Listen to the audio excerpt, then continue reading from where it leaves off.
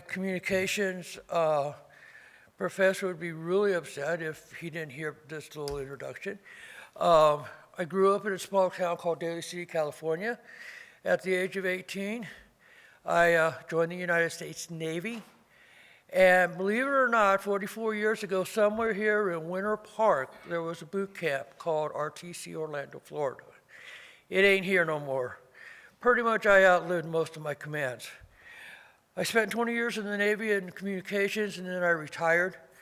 And I joined a security company because, believe it or not, I had anxiety attacks every time I had to get dressed because I didn't know how to dress myself again anymore. The military tells you what to wear, right? Don't have to think about it. And then when you get home off of liberty, basically you just throw on jeans, t-shirt, and you're on your way. So I was the kind of person that I would have stripes going one way and then going the opposite way, and I would look really weird.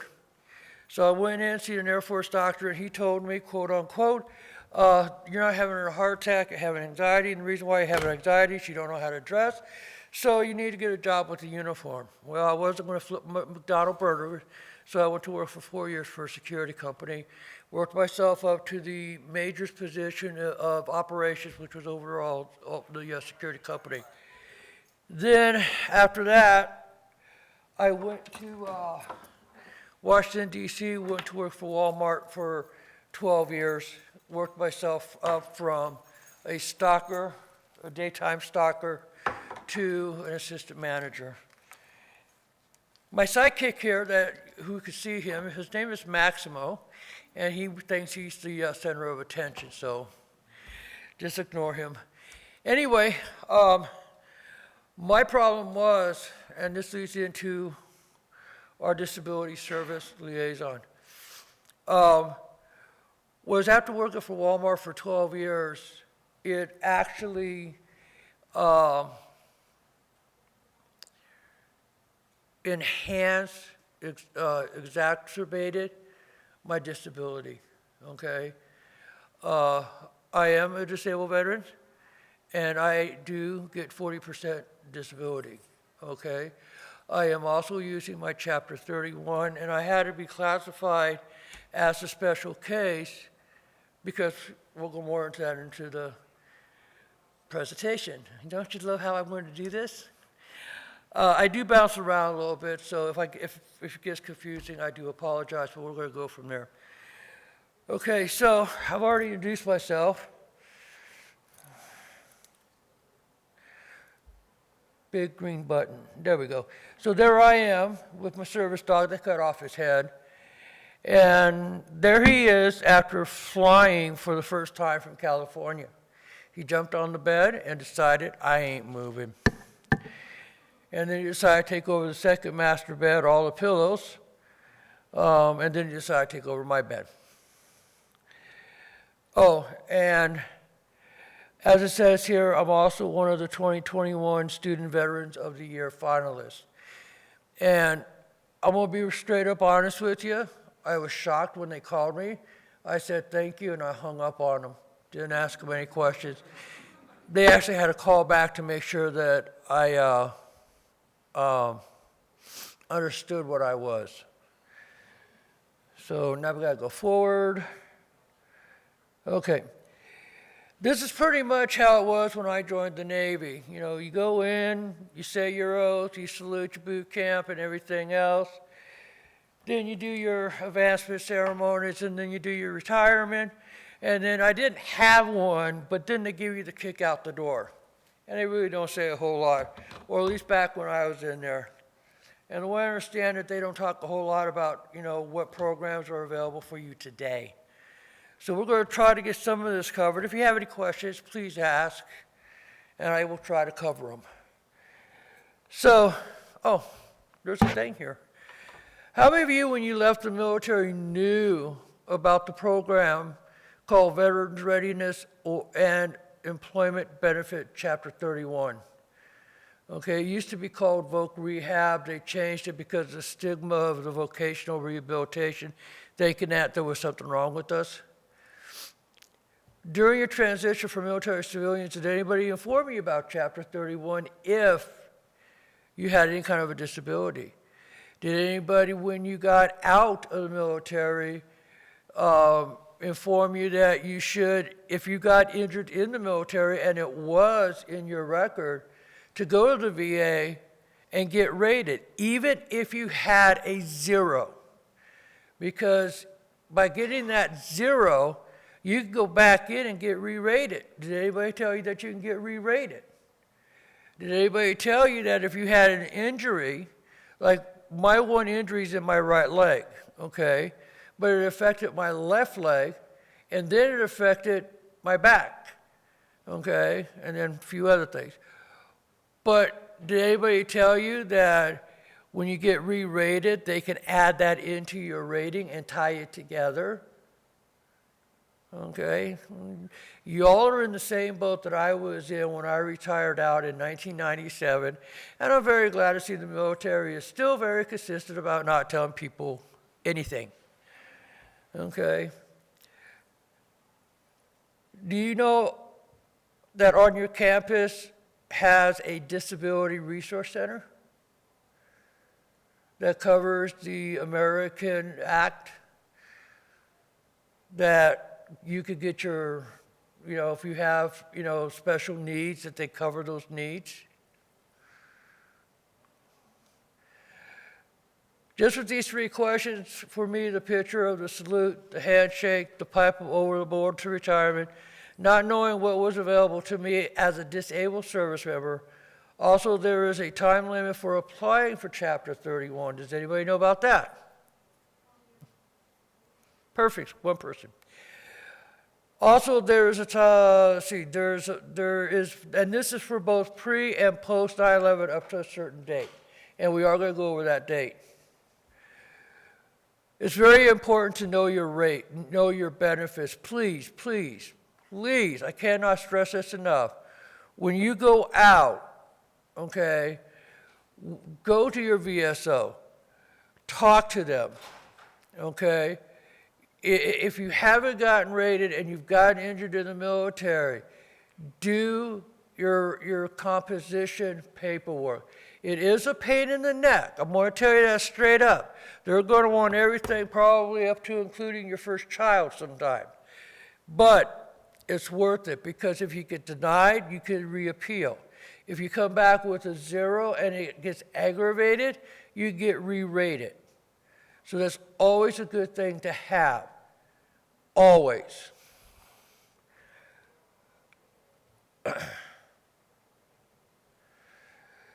Okay, now I will be straight up honest with you. Okay, I was taught in the military, do not reinvent the wheel. If somebody's already done it, steal it. I did.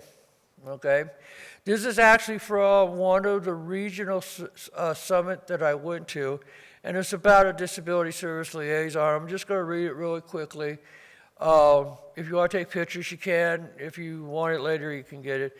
The disability service liaison connects student veterans with services on campus for students with disability. Almost 60% of student veterans identified as having service-connected disabilities, but the utilization of the campus resource, such as disability service offices, are near 0. Even though 80% of these students experience academic stress because of their disability. While traditional students with chronic disability have become accustomed to seeking intervention and accommodation to lessen the impact of their disability on a higher education experience, those with newer disabilities are unaware of the benefits requesting accommodations if they are aware that the disability service exists on campus. I'm going to stop here real quickly, and then I'm going to go on. What is one of the biggest reasons why a veteran will not ask for help? Because we were trained that that's a stigma. You push through. Exactly. You suck it up. Now, I don't want the oohs or the bras or anything else, but how many Marines do I have here? How many Marines were so pain is optional? Pain is weakness. I married a Marine, okay? And trying to get him to go to the doctor, I literally have to chase him with the baseball bat. How many of you are sailors? Okay, how many of the sailors, okay, including me, didn't want to go to the doctors because they didn't want to show a weakness to the Marines. Okay? I'll be honest. Okay, because they always call us, you know, the weaker of the two branches. How many of you are Air Force? What do they say in the Air Force?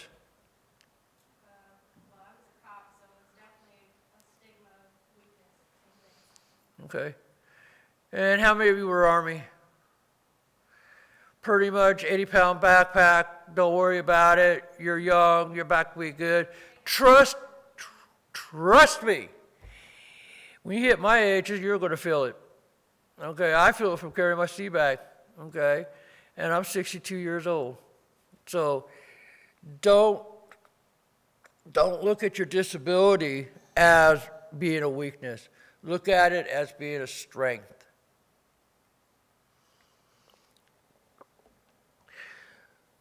Beyond that, there exists a stigma with the administration of having disabilities within the student veterans population. Well, why are they defending our country if they're getting hurt? They just want to suck off of us. They just want to take our taxpayers' money. Okay, screw the fact that we got beaten up, like at the Capitol, Iraq, Iran, Beirut, Lebanon. That's before some of y'all's times. The USS Cole. That's just to name a few. We can go all the way back if you want, but I'm not going to go back my entire life. Disability Service Liaison connects student veterans with accommodations for physical, emotional, and cognitive disabilities. Their services connected or that manifest after service. These accommodations lower barriers to academic success and enhance the college experience for these student veterans. How many of you agree with that? How many of you disagree with that? Okay, I agree with every word of that. Hit the right button, June. Further, the liaison used peer leadership to normalize help-seeking behaviors that is commonly unfair to veterans. The responsibility of the DSL includes but are not included to. And I'm not going to read all of this. Maintain regular contact, okay? Making sure that the teachers are doing what they're supposed to be doing. Following the letter. Create and maintain a list of all disability services and personnel on campus that disseminates to all student veterans on campus with service-connected disability. So if something comes down the pike from like your chancellor of your school or from the VA,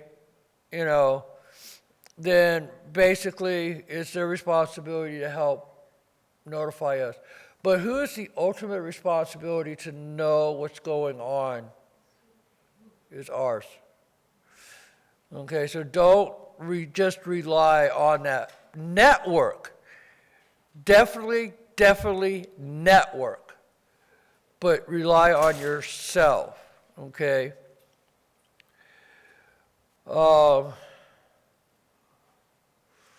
Promotes and helps teach behaviors among student veterans with disabilities to encourage them to utilize services. Why is that? What's the one thing they teach us besides teamwork in the military? Working with our peers, right? So I'm going to believe, I may not know you, okay? And I don't know you. I'm just being honest. I'm going to pick on somebody. All right. The gentleman with the black mask and black shirt, I have absolutely no idea who he is. Yeah, you. And the thing of it is that if I know he's a veteran and I know he's a disabled veteran, am I going to go talk to him because he's one of my peers and he may know something or may be able to help guide me? That's what the SVA partly is about, and that's also what the VA is about. Your clubs, whatever you call them on your campus. So it's really important to have a DSL officer in your officers group, because they could be the key person between the administration, the VSOs, and the veterans. getting the veterans that are coming in, making sure that on an application that gets filled out to say, yes, I am a veteran and I'm part of the VRC, I'm also a disabled veteran. You don't have to ask what the rating is, but if you know they're a disabled veteran, then you can start a database. And you can have a meeting with those disabled veterans and you can talk with them and say, hey, look, these are the programs we have. This is what we offer. This is what needs to be done.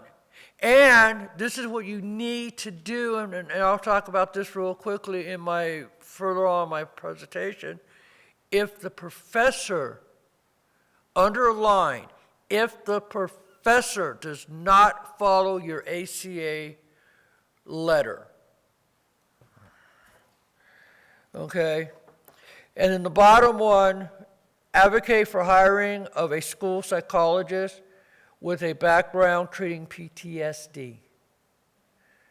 I did not know that I had PTSD to the point where my service animal, besides being a stress anxiety, and I have a drop foot issue that grabs my shoelace so I pick up my foot, okay, is also my PTSD dog, okay? And here's a good example.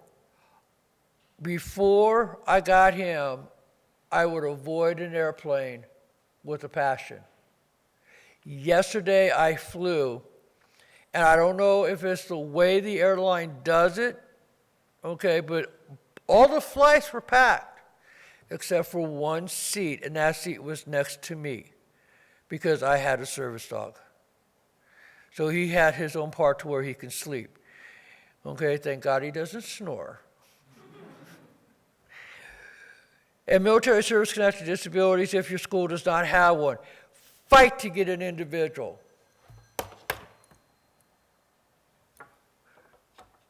In that area, in the networking availability at your school. Where would you go? Would you go to the dean of students? Would you go to the president of the school?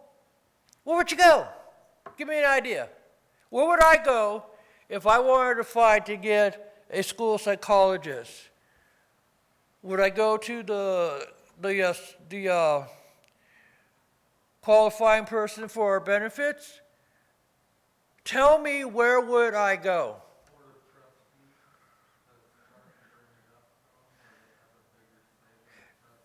Okay, that's a good idea, but how do I know that they're going to listen? I'm just a student. I don't know nothing. Okay. Okay. Where would I go? Well, the risk part is right. But where I would go would be the dean, the chairperson of the psychology department, because they're the experts. They would be the ones that I would drag with me to go see all these people. And believe me, be a pest. Okay, the ones that greases the squeaky wheel gets the results. And you'll hear about that more in this here. Okay, I strongly believe that it's very important that the organization has a disability service liaison position, which we already talked about in the organization. I cannot stress the importance of the network with the DSL officer to work with the VRC VA qualifier. Why is that? Well, qualifier, how many of you are qualifiers that qualifies the veterans that comes in for their benefits? Okay, so you guys are the ones that know all the veterans that come into the school, right? And I don't know if it's in the paperwork, but I'm pretty sure you know what chapters they are in, right? And you know what chapter 31 is. You know what chapter 33 is. Okay, you could ask them one question, or do you have a disability, right? Okay. That's why you guys should be part of the network, because you can start that database at the school, that the DSL officer in the crew would have, or in the club would have, so they can reach out to these people. Isn't that a good part of the network? Perfect. And the Human Resource Office. You'll find out in my story why I say that. And here we go. This last semester, I had a personal problem with one of my professors not following the DRS letter. And when I spoke with him about approved requirements by my doctors, he went against the letter and it placed stress on me and it snowballed into my other classes. Okay, in my letter, there's a couple of examples that I'm supposed to have. One, I'm supposed to have notes, or especially since we were on Zoom, a guideline, something that could go by, because part of my problem is getting this stuff to go through a cognitive problem. Okay, we were supposed to have him 2 days a week. Well, he had a scheduling conflict, so we only had lecture 1 day a week. And that night, by midnight, we had to turn in our work. And his work was not easy. So I'm spending 40 hours, 50 hours a week just on his class. So what did that do with my other classes? Exactly. What did that do to my GPA? If I allowed it, it would have dropped, okay? But he wasn't going to listen to me because, well, it shows here I struggled with classes until I spoke with the school network system, which was the DRS, the human resource person, and the dean of the psychology. What happened was, I was no longer in this guy's class. The dean of psychology took me over, okay? He got all the work. Originally, he was going to give me an incomplete, and we were going to finish out how to get my grade. But instead, he looked at all my work, and since we were still in the COVID thing, I got a credit instead of a grade, so my GPA wasn't messed up.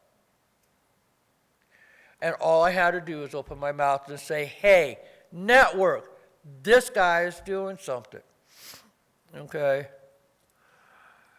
I struggled in the class until I spoke with him, filed a formal complaint. To my surprise, the situation was taken care of. I always thought that they were going to go on the teacher side. They didn't. They went on my side. Okay, I was about as shocked as I was when I opened up and they called me and said, hey, congratulations, you're a Student Veteran of the Year finalist, and I hung up the phone after I said thank you. Yeah, when I'm in shock, it doesn't process, okay?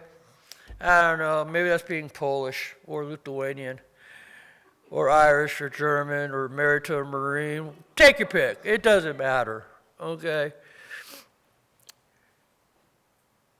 I was able to save my semester for my other classes because when one class is interfering with the other class time-wise, there is no hope to stay on top of all the other assignments, and then you hit stress, anxiety, you want to throw it in, and you want to give it up. Until then, I did not know that there was a rollover effect, that the teamwork with my other professors. Basically, because the fact that I could not get my work completely done in other classes, okay, and again, you don't ask for help, you don't say anything to the other professors, right?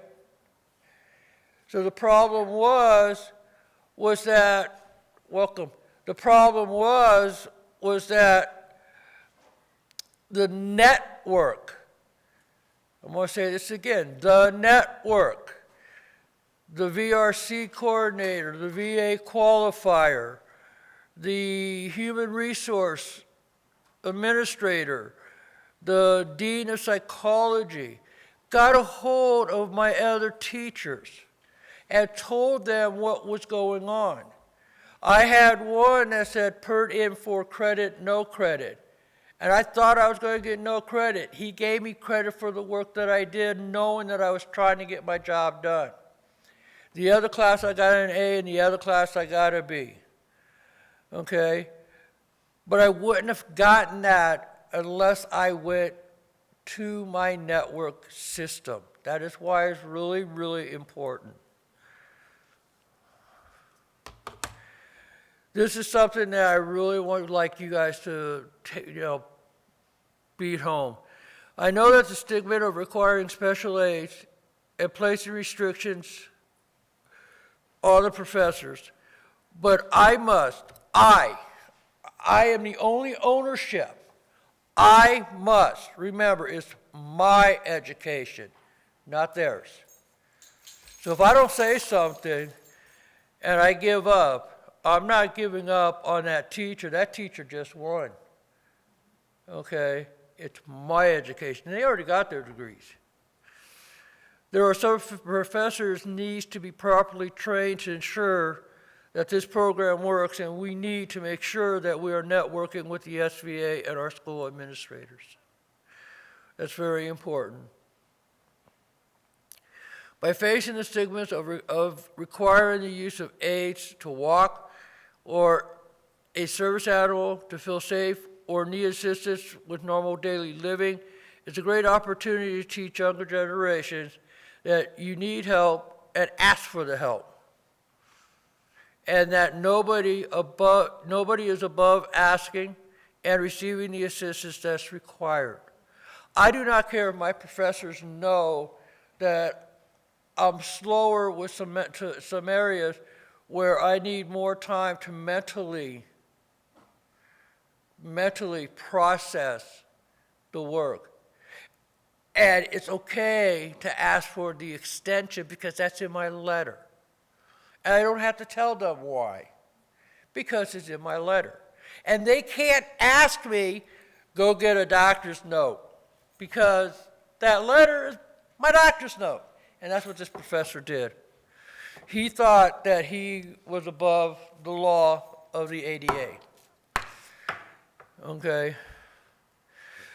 And what do I mean by younger generations? Am I just talking about the veterans with the younger generation? No.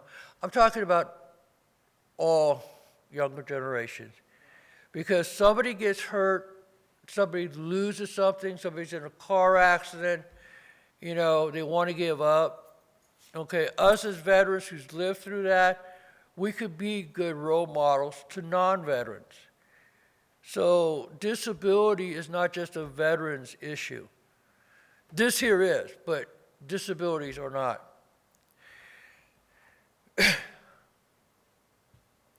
This is not just veterans, but also anyone who has someone that is considered a disabled. No, I think I'm wrong. Seen or not seen. Please remember, not all disabilities are visible. Not all, I want to repeat this. Not all disabilities are visible. Some disabilities you will never see. Okay? That's why it's very important never to touch somebody. Not because it could be, I mean, somebody said they were a cop here. If you touch somebody without their permission, even with the finger on their shoulder, I believe that's simple assault. Because you physically contacted somebody that you're not supposed to. But if you touch me, I'm going to deck you. Okay? Because that's my first response. All right? Or he's going to bite you, one or the other. Okay? Unless he has a rug and he's doing circles, and I don't know what he'll do.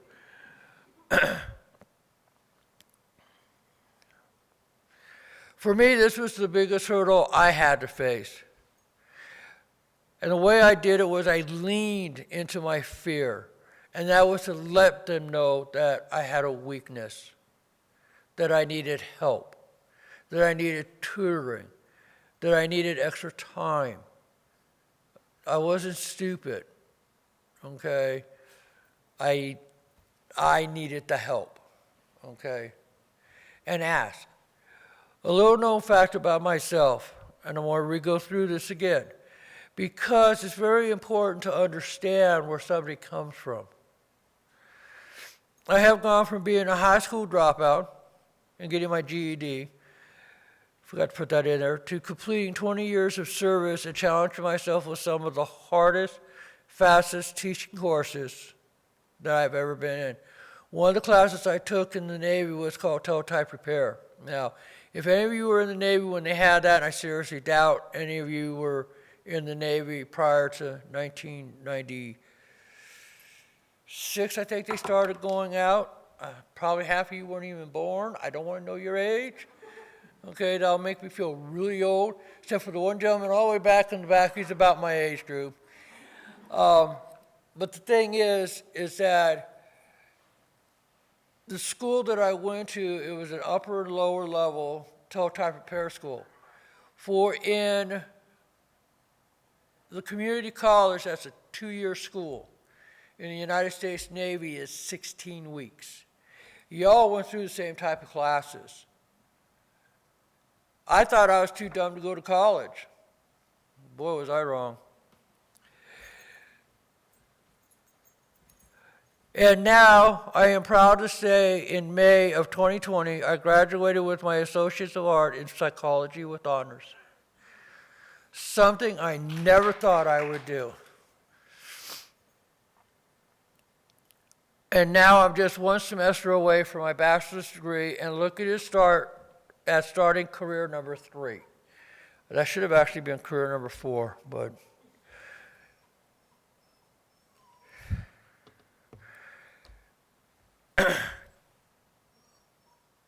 I'm going to leave this up here because when we joined the military, we left it all there, wherever we were at. Whether if you were in war or you were not in war. I think I missed a slide.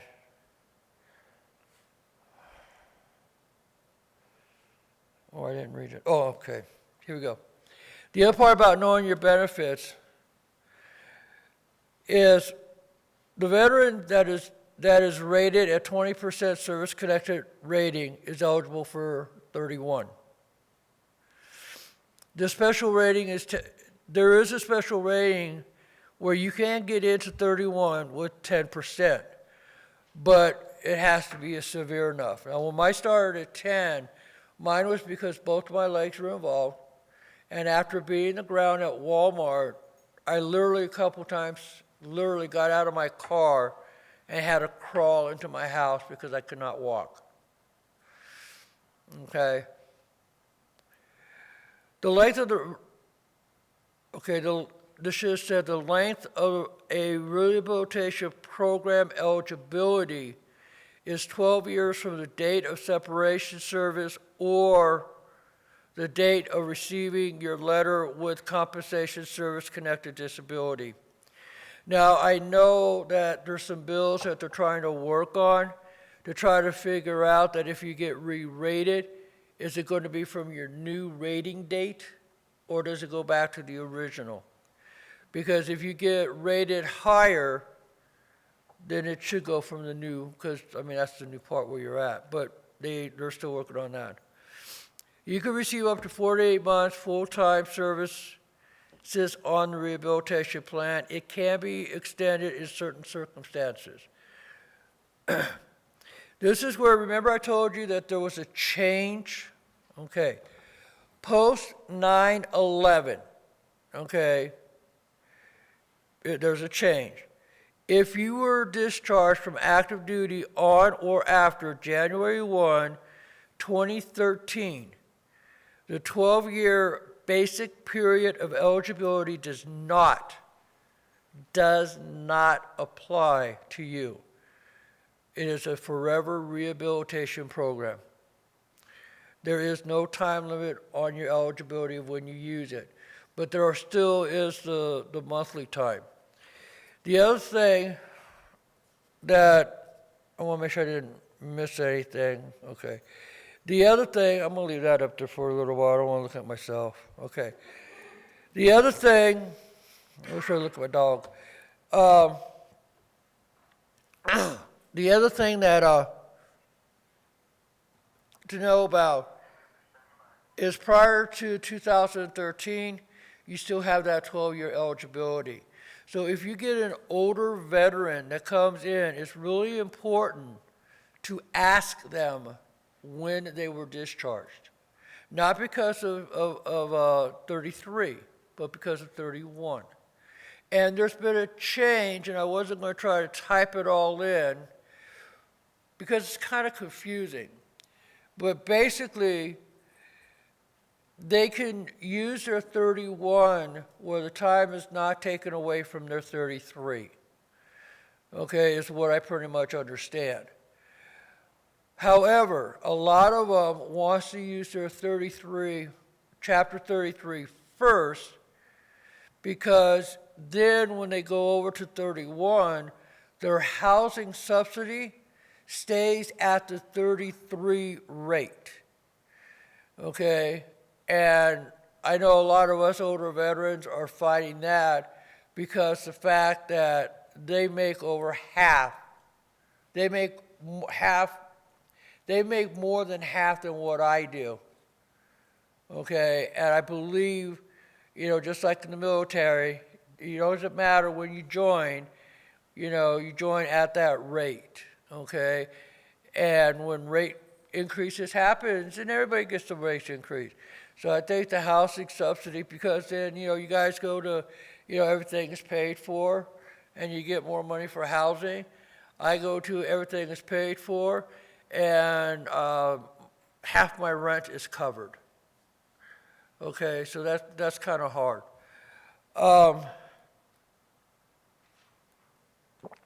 At this point here, I do not have a few minutes because my room monitor hasn't given me any signals, and I really don't want to cut short. One other thing, and I just thought about this, I didn't write it down, and I'm glad I did. How many of you are members of the DAV? How many of you are members of the AMVET organization? How many of you know about AMVET? Okay. How many of you are members of the American Legion? How many of you are members of the VFW? How many of you know that they have a DSL officer that will help you with your paperwork for your VA? Those are all part of your VSO organizations. Plus, there's also a VSO organization office. Now, let me ask you this. How many of you have used them? So with the amount of hands that went up with all of them, which is about everybody in this room, the amount of hands that went up about using them was 5. So my question to you is, why have you not used them? Isn't that one of your benefits?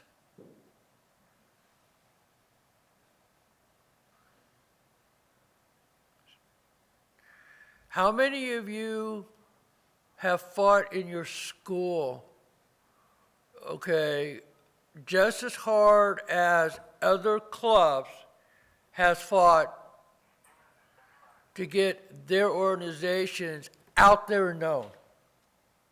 How many veterans in here has done on Veterans Day a video and talked about their story? How many of veterans have done newspaper interviews when asked? How many of you have done an AMVET video interview? How many have you done, especially the women, the living historical videos that they have for us? Okay? So there's a lot of things out there that we have to dig for and find, because that information is not going to drop in your lap. Now, I'm going to be very honest with you. This is my very first presentation, and I hope you got something out of it. Okay. Green button.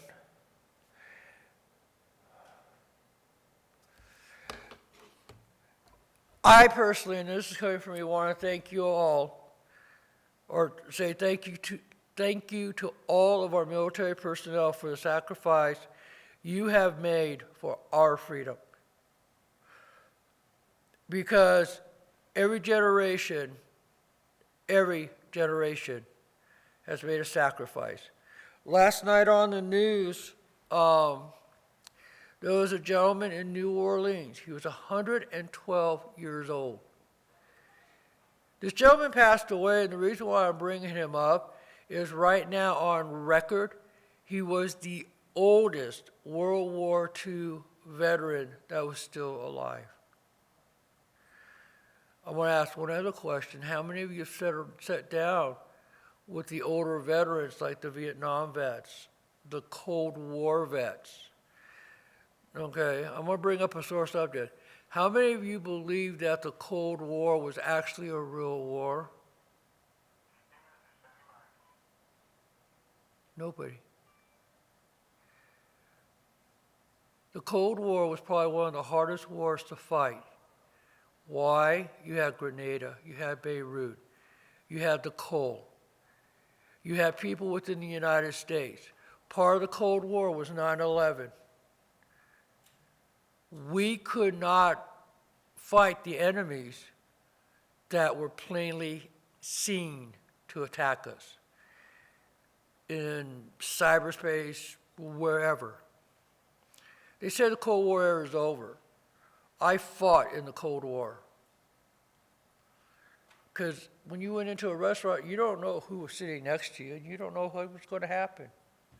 And 9/11 was a perfect example of that.